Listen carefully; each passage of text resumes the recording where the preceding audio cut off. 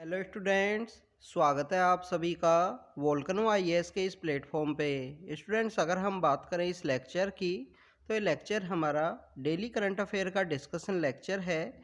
इस लेक्चर के अंदर हम डेली करंट अफेयर के जो इम्पोर्टेंट न्यूज़ हैं, जो इम्पोर्टेंट फैक्ट्स हैं, जो हमारे प्रीलिम्स के एग्ज़ाम के पर्सपेक्टिव से इम्पोर्टेंट हैं, उन सभी को यहाँ पे डिस्कस करते हैं।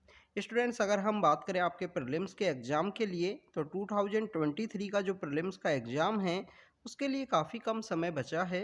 तो आप 28 मई को आपका एग्ज़ाम होने वाला है, तो उसके लिए अराउंड 70 डेज़ के आसपास का जो समय है वो बचा है। तो इसको आप अच्छे से यूटिलाइज़ कीजिए, आने वाले इस समय को रेगुलरली वे में रिवाइज कीजिए। जो भी इम्पोर्टेंट फैक्ट हैं, जो भी इम्पोर्टेंट डाटा हैं, उन सभी को रेगुलरली रिवाइज करोगे तो ही आप स्टूडेंट्स इस एग्ज़ाम के अंदर अच्छे से परफॉर्म कर पाओगे। इसके साथ साथ स्टूडेंट्स आप रेगुलरली जो टेस्ट है, जो आपके मॉक टेस्ट हैं, उनकी भी आप प्रैक्टिस कीजिए। तो स्टूडेंट्स, आज का जो करंट अफेयर का जो डिस्कशन है उसे हम स्टार्ट करते हैं। सबसे पहले अगर हम बात करें हमारे फर्स्ट टॉपिक की तो हमारा फर्स्ट टॉपिक है कॉन्स्टिट्यूशनल बेंच के बारे में। स्टूडेंट्स, कॉन्स्टिट्यूशनल बेंच के रिगार्डिंग में ये जो टॉपिक है वो इस वजह से न्यूज़ के अंदर में था। हमारे जो सीजीआई हैं, चीफ जस्टिस ऑफ इंडिया, उनके द्वारा यहाँ पे रेफ़र किया गया है petition on the same sex marriage for the constitutional bench के लिए। उस सेम सेक्स मैरिज का जो टॉपिक है उसके रिगार्डिंग में जो पेटिशन फाइल की गई है उसको कॉन्स्टिट्यूशनल बेंच को रेफ़र किया है। तो स्टूडेंट, सेम सेक्स मैरिज के रिगार्डिंग में, जो होमोसेक्सुअलिटी के रिगार्डिंग में जो पेटिशन है कि होमोसेक्सुअलिटी की जो मैरिज हैं उनको यहाँ पे स्पेशल मैरिज एक्ट के अंदर रजिस्टर किया जाए, और जिसके अंदर सेंटर का जो ओपिनियन है, जो यूनियन गवर्नमेंट है उसका ओपिनियन है, उसके बारे में हमने जो कल का जो न्यूज़ डिस्कशन था, डेली करंट अफेयर का जो डिस्कशन था, उसके अंदर हमने डिस्कस किया। स्टूडेंट्स, अगर हम बात करें यहाँ पे कॉन्स्टिट्यूशनल बेंच के बारे में, तो कॉन्स्टिट्यूशनल बेंच के बारे में आपको पता होना चाहिए कि आर्टिकल 145 का क्लोज 3 है, उसके अंदर यहाँ पे कॉन्स्टिट्यूशनल बेंच के बारे में बताया गया है। अब ये कॉन्स्टिट्यूशनल बेंच क्या है उसके बारे में अगर हम डिस्कस करें तो स्टूडेंट्स, आर्टिकल 145 क्लोज 3 के अंदर बताया गया है कि ऐसी कोई बेंच यहाँ पे कॉन्स्टिट्यूट होती है, सुप्रीम कोर्ट के अंदर ऐसी कोई बेंच बनती है जिसके अंदर मिनिमम 5 जज होंगे, और उन पांचों जजों के द्वारा ऐसा कोई केस है जिसके अंदर सब्सटेंशियल क्वेश्चन ऑफ लॉ उसको यहाँ पे एग्जामिन करना है, इंटरप्रिटेशन ऑफ कॉन्स्टिट्यूशन को वहाँ पे एग्जामिन करना है। तो उसके रिगार्डिंग में अगर कोई मिनिमम 5 लोगों की, अगर 5 जजेस की कोई बेंच है वो यहाँ पे कॉन्स्टिट्यूट होती है, तो उस बेंच को यहाँ पे कॉन्स्टिट्यूशनल बेंच यहाँ पे रेफ़र किया जाता है। तो student, this bench is refer to as a constitutional bench के रूप में। अगर हम बात करें कॉन्स्टिट्यूशनल बेंच है जिनके फॉर्मेशन के रिगार्डिंग में, अगर हम इम्पोर्टेंट ट्रेंड्स की बात करें तो स्टूडेंट, जब हमारी इंडिपेंडेंस का जो समय था उस समय में हमको देखने के लिए मिलता है कि हमारे यहाँ पे जो कॉन्स्टिट्यूशनल बेंच हैं वो काफ़ी ज़्यादा क्रिएट की जाती थी, काफ़ी ज़्यादा कॉन्स्टिट्यूट की जाती थी। बट ये बेंच, जो कॉन्स्टिट्यूशनल बेंच है, उनका फॉर्मेशन का जो ट्रेंड है वो आपको प्रेजेंट समय में डिक्लाइनिंग फेज के अंदर देखने के लिए मिलता है। आप देखें कि स्टूडेंट, जैसे नाज फाउंडेशन का केस है, नाज foundation case same sex marriage से रिगार्डिंग में ही है। जो दिल्ली हाई कोर्ट ने नाज फाउंडेशन केस के अंदर में, दिल्ली हाई कोर्ट ने नाज फाउंडेशन का जो केस है उसके अंदर में यहाँ पे उसको बेसिकली वैलिड किया था, होमोसेक्सुअलिटी को, सेम सेक्स मैरिज को। इसके अगेंस्ट में अपील की गई। सुरेश कुमार कौशल वर्सेस नाज फाउंडेशन केस है वो सुप्रीम कोर्ट के अंदर आया। तो सुरेश कुमार कौशल केस के अंदर हमको देखने के लिए मिलता है कि 2 जज की बेंच थी। अब एक इम्पोर्टेंट यहाँ पे टॉपिक है सेम सेक्स मैरिज का, उसके अंदर आपको देखने के लिए मिलता है कि 2 जज बेंच के द्वारा यहाँ पे डिसाइड किया गया है। तो मिनिमम आपको 5 जजेस की जो बेंच है वो होनी चाहिए अगर यहाँ पे किसी भी कॉन्स्टिट्यूशन का इंटरप्रिटेशन करना है, सब्सटेंशियल क्वेश्चन ऑफ लॉ को इन्वॉल्व है किसी भी एक केस के अंदर में, तो वहाँ पे मिनिमम 5 जजेस की बेंच हो जिसके द्वारा 5 जजेस के द्वारा यहाँ पे डिसाइड किया जाए। और स्टूडेंट, जब भी किसी टॉपिक के ऊपर अगर यहाँ पे दोबारा से बेंच कॉन्स्टिट्यूट होती है तो आपको देखने के लिए मिलेगा कि 5 जजेस की जो बेंच है, तो नेक्स्ट टाइम यहाँ पे 7 जजेस की बेंच है वो कॉन्स्टिट्यूट होगी अगर इसको ओवर थ्रू करना है, अगर यहाँ पे जजमेंट को यहाँ पे चेंज करना है। तो स्टूडेंट्स, ये कॉन्स्टिट्यूशनल बेंच के बारे में था। आर्टिकल 145 क्लोज 3 के अंदर में बताया गया है कि ऐसी कोई बेंच जिसके द्वारा substantial question of law involve हो किसी केस के अंदर या इंटरप्रिटेशन ऑफ कॉन्स्टिट्यूशन देखने के लिए मिले, तो उसको यहाँ पे कॉन्स्टिट्यूशनल बेंच के रूप में रेफर किया जाता है। स्टूडेंट्स, प्रेजेंट समय में हमारे जुडिशरी के अंदर जो हमारा सुप्रीम कोर्ट है उसके अंदर अगर हम जजेज की जो संख्या है उसकी बात करें तो 34 टोटल नंबर है प्रेजेंट समय में। और जजेज का जो ये नंबर है इसको इंक्रीज करने की जो पावर है वो सेंट्रल गवर्नमेंट के पास है, कि सेंट्रल गवर्नमेंट के पास है कि जो जजेज के जो संख्या है वो कितनी इंक्रीज करनी है, उनके नंबर्स कितने इंक्रीज करने हैं। तो स्टूडेंट्स, हम बात करें कि हमारे आज़ादी के समय में जो कॉन्स्टिट्यूशनल एक्सपर्ट के अकॉर्डिंग जो कॉन्स्टिट्यूशनल बेंच ज़्यादा बना करती थी, तो आपको देखने के लिए मिलेगा कि उस समय टोटल जो जजेज की जो संख्या है वो आपको 7 देखने के लिए मिलेगी। इंडिपेंडेंस के समय टोटल 7 जज हुआ करते थे, फिर 11 जज हुआ करते थे। तो प्रेजेंट समय में आपको सुप्रीम कोर्ट के अंदर ऐसे काफ़ी सारे ऐसे जजमेंट्स देखने के लिए मिलेंगे कि इन सभी जजमेंट्स के अंदर जो टोटल जो स्ट्रेंथ है सभी 7 के 7 लोग वहाँ पे बेंच के अंदर बैठ के यहाँ पे जो जजमेंट है वो डिलीवर किए हैं। तो स्टूडेंट्स, ये कॉन्स्टिट्यूशनल बेंच के बारे में था। आपका यहाँ पे एक होमवर्क है कि केशवानंद भारती केस के अंदर आप गूगल करके देखना कि केशवानंद भारती केस के अंदर कितने जो जज हैं वो बेंच के अंदर थे, क्या 11 थे या 7 थे।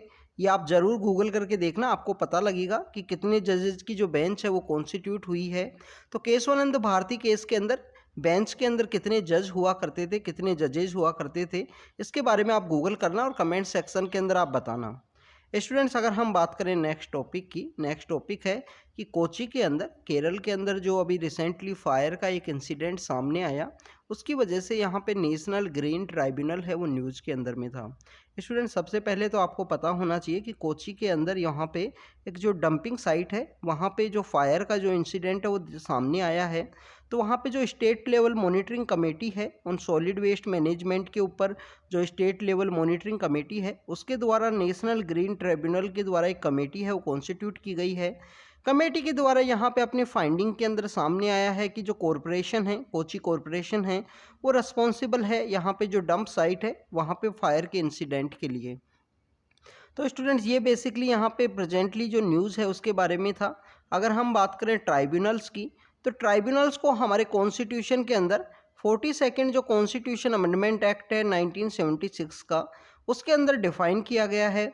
ट्राइब्यूनल्स के रिगार्डिंग जो स्पेशल आर्टिकल्स हैं वो आपको देखने के लिए मिलते हैं। आर्टिकल 323 ए हैं एंड आर्टिकल 323 बी हैं, ये ट्राइब्यूनल्स के रिगार्डिंग में हैं।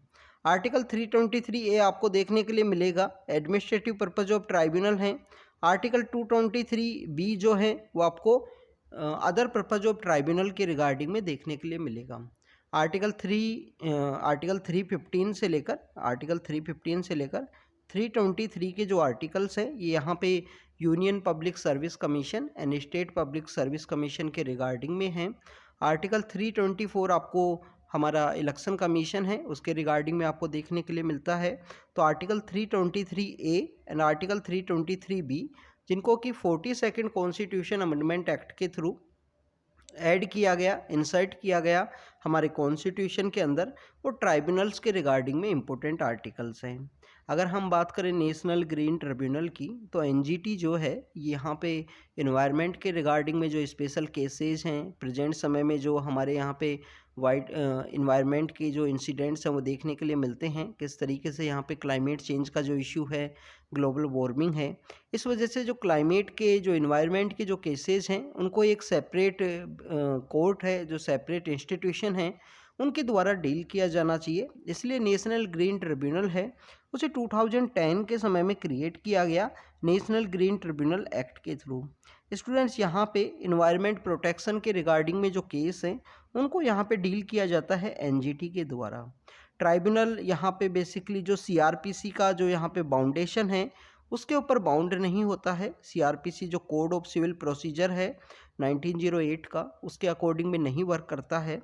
बट यहाँ पे जो मेन वर्क है एनजीटी का वो आपको देखने के लिए मिलता है प्रिंसिपल ऑफ नेचुरल जस्टिस के ऊपर। ये कम्प्लीटली बेस है कि प्रिंसिपल ऑफ नेचुरल जस्टिस के ऊपर ये यहाँ पे वर्क करता है। स्टूडेंट्स एनजीटी का जो मेन हेडक्वार्टर है वो आपको दिल्ली के अंदर देखने के लिए मिलता है।